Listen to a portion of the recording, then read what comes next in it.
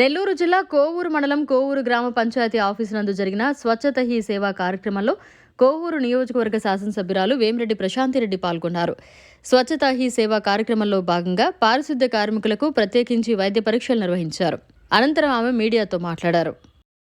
ఇక్కడికి స్వచ్ఛత ఈ సేవా కార్యక్రమంలో భాగంగా స్టేట్ గవర్నమెంట్, సెంట్రల్ గవర్నమెంట్ మన పారిశుద్ధ్య కార్మికుల కోసం తీసుకుంటున్న జాగ్రత్తల్లో ఈ హెల్త్ క్యాంప్ అనేది అమోఘమైంది. దీనికి విచ్చేసిన అధికారులకి, డాక్టర్లకి, తెలుగుదేశం నాయకులకి, కార్యకర్తలకి, అలాగే నిత్యము మన పరిసరాలు శుభ్రంగా ఉంచి వాళ్ళ ఆరోగ్యాల్ని పణంగా పెట్టి మనల్ని కాపాడుతున్న పారిశుద్ధ కార్మిక సోదర సోదరి మనలకి అందరికీ నా నమస్కారాలు తెలుపుకుంటున్నాను. మీకు అందరికీ తెలుసు, వాళ్ళు లేకపోతే ఇప్పుడు నేను మొన్ననే 3 రోజుల ముందు కోవూరుకు వచ్చాను. వాళ్ళు లేకపోతే మనము ఒక్కరోజు వాళ్ళు పని చేయకపోతే మనం ఎంత ఇబ్బందులు పడిపోతామో అందరికీ తెలుసు. అటువంటిది వాళ్ళు నిత్యము ప్రతిరోజు ఎక్కడైతే చెత్త ఉందో మొత్తం అంతా క్లీన్ చేసి మనల్ని శుభ్రంగా, మన చుట్టుపక్కల శుభ్రంగా ఉంచే కార్మికులకి నిజంగా మనం ధన్యవాదాలు తెలుపుకోవాలి. వాళ్ళు పడే కష్టం అంతా ఇంత కాదు. కాబట్టి ఎప్పుడు నా తరఫు నుంచి కోవూరు నియోజకవర్గంలో పారిశుద్ధ్య కార్మికులకి ఏ ఒక్క అవసరం ఉన్నా నేను మీకు అందరికీ అండగా ఉంటానని చెప్పి మీ అందరికీ నేను మాటిస్తున్నాను. అదేవిధంగా మీకు ఏం అవసరం ఉన్నా, ఏ అవసరాలు ఉన్నా, మీకు రాబోయే రోజుల్లో ఏమన్నా లబ్ధి పథకాలు ఉన్నా కూడా గవర్నమెంట్తో మాట్లాడి మీకు అందరికీ కూడా అందజేస్తానని చెప్పి కూడా మీకు అందరికీ నేను మరోసారి తెలియజేసుకుంటున్నాను. కాబట్టి ప్రతి ఒక్కరు కూడా ఇప్పుడు ఈరోజు ఎంతో గొప్పగా హెల్త్ క్యాంపు ఏర్పాటు చేశాం. ఈ హెల్త్ క్యాంప్ ఈ కోవూరు నియోజకవర్గంలో ఈరోజు ఈ హెల్త్ క్యాంపు పారిశుద్ధ్య కార్మికుల కోసం ప్రత్యేకంగా ఏర్పాటు చేయడం జరిగింది. మీరందరూ కూడా ఈ క్యాంప్లో పాల్గొని మీ ఆరోగ్యాలు పరీక్షించుకోవాలి. ఎందుకంటే మీరు ఎప్పుడు మీకు బ్యాక్టీరియా, వైరస్ నిత్యము చెత్తలో అదంతా క్లీన్ చేస్తా మీరు తిరుగుతూ ఉంటారు కాబట్టి. అండ్ మీకు అందరికీ చెప్తున్నాను నేను, మీరు పని చేసేటప్పుడు అందరు కూడా మాస్కులు వేసుకొని పని చేయండి. మీరు కూడా ఆరోగ్యకరంగా ఉంటారు. ఇంకా ఎక్కువ రోజులు మీరు పని చేసుకోగలుగుతారు. కాబట్టి అందరూ మాస్కులు వేసుకోండి. మీ అందరి సేవలు కరోనా టైంలో కానీ ఎప్పుడైనా కానీ ఎటువంటి అవాంతరాలు వచ్చినా కానీ, మనకి వరదలు వచ్చినా, వర్షాలు వచ్చినా, ఇంకోటి వచ్చినా మీ అందరి సేవలు మరవలేనివి.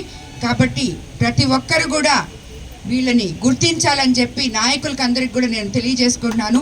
ఎక్కడున్న నాయకులు అక్కడ వాళ్ళకి ఏమైనా సమస్యలు ఉంటే తీర్చాలని చెప్పి మిమ్మల్ని అందరినీ నేను కోరుకుంటున్నాను. అదేవిధంగా నా డిస్ట్రిక్ట్ కూడా తీసుకురావాలని చెప్పి మిమ్మల్ని కోరుకుంటున్నాను. ఈరోజు ఈ హెల్త్ క్యాంప్లో మీరందరూ కూడా పాల్గొనాలి.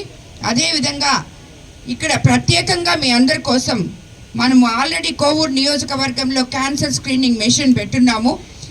ఈరోజు ముఖ్యంగా కోవూరు మండలంలోకి రావడం జరిగింది. మీకోసం ఇక్కడే పార్క్ చేయబడింది. ఈరోజు పారిశుద్ధ్య కార్మికుల కోసమే ఈ క్యాన్సర్ స్క్రీనింగ్ బస్ ఇక్కడే ఉంటుంది. సో మీరందరూ కూడా టెస్ట్ చేయించుకోవాలని చెప్పి మిమ్మల్ని అందరూ కోరుతున్నాను. డాక్టర్లు కూడా ప్రత్యేక శ్రద్ధ వహించి వాళ్ళని ట్రీట్ చేయాలని చెప్పి మిమ్మల్ని అందరినీ కోరుతున్నాను. అదేవిధంగా ఈ కోవూరు మండలంలో బస్ ఇంకొక వారం రోజులు ఉంటుంది. ప్రతి ఒక్కరు కూడా 35 ఏళ్ళు పైబడిన మహిళలందరూ కూడా క్యాన్సర్ స్క్రీనింగ్ టెస్ట్ చేయించుకోవాలని కోరుకుంటున్నాను. నిన్నే కొడవలూరు నుంచి ఇక్కడికి రావడం జరిగింది.